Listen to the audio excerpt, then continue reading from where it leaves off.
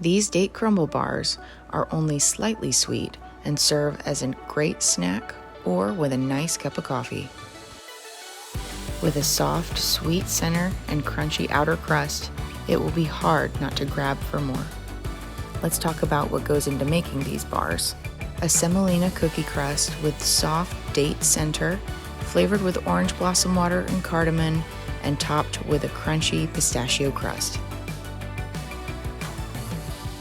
Start your recipe by adding sugar and melted butter. You're going to whisk that together until it forms a cream, then add the eggs, followed by vanilla and orange blossom water. Next, add the baking powder and some salt, and then some ground cardamom to give it that nice Mediterranean flavor.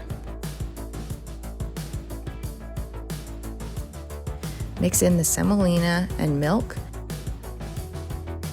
and then use your hands to finish bringing the dough together. It should be the texture of sugar cookie dough.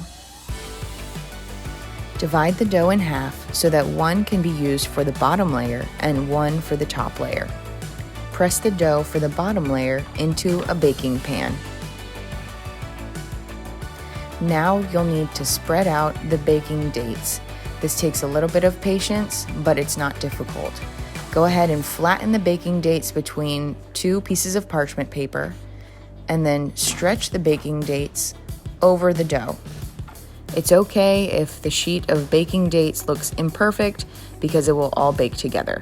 Now sprinkle shredded coconut over the dates, and then repeat the process of stretching more pressed dates to make a final layer of dates to go on top of the coconut. I like to use the heavy baking dish to do the initial flattening of the baking dates as well as the cookie crust dough. It just makes it a lot easier and saves a lot of time. And if you're like me, the second layer of dates will go a lot quicker than the first layer.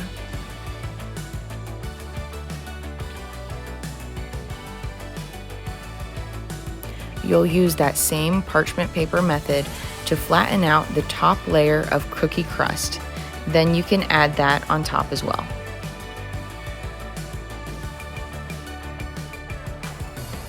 And again, it is okay if your final cookie crust layer looks imperfect, because you can take the extra pieces of dough around the edges and just add it to thin parts of the dough.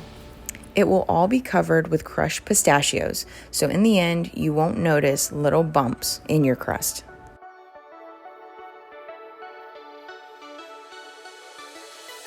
One of the last steps is grinding the pistachios into a fine dust. It only takes a few pulses in a Ninja blender and you're ready to go. Now sprinkle this into a nice thin layer over your final cookie crust. Check out those beautiful layers, and all the flavors will bake together. You'll set the oven to 350 and then bake the cookie bars for 30 minutes.